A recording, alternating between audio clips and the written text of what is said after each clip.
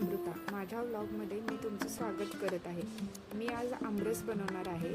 आम्ही यावर्षी गावावरून लवकर परतलो, त्यामुळे यावर्षी आम्हाला गावचा आमरस खाताच आला नाही. मग मिस्टर म्हणाले, चला आज आमरसचा बेत करूया. मग काय, लगेच स्टेशनला गेले, आंबे घेऊन आले आणि ते स्वच्छ धुवून असे पिळायला घेतले. असे व्यवस्थित आंबे अगोदर पिळून घ्यायचे.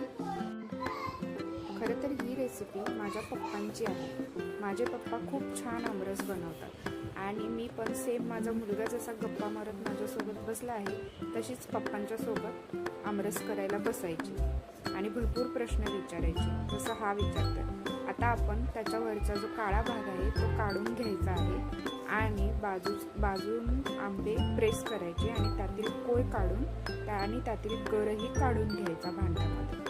आंबे खूप छान होते. माझा मुलगा जे करत आहे त्याच्यावरून तुम्हाला समजलंच असेल, लहान मुलांचं हेच काम असतं नाही का.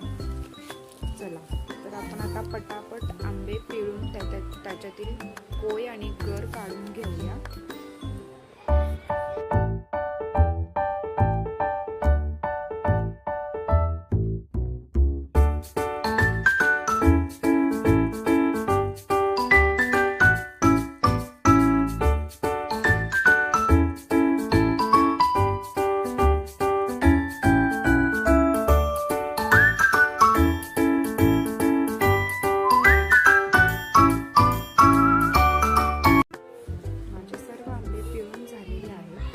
माझे कष्ट बघून माझ्या मिस्टरांना माझी कीव आली. मग त्यांनी मला आराम देऊन लगेच पुढची कृती करायला घेतली.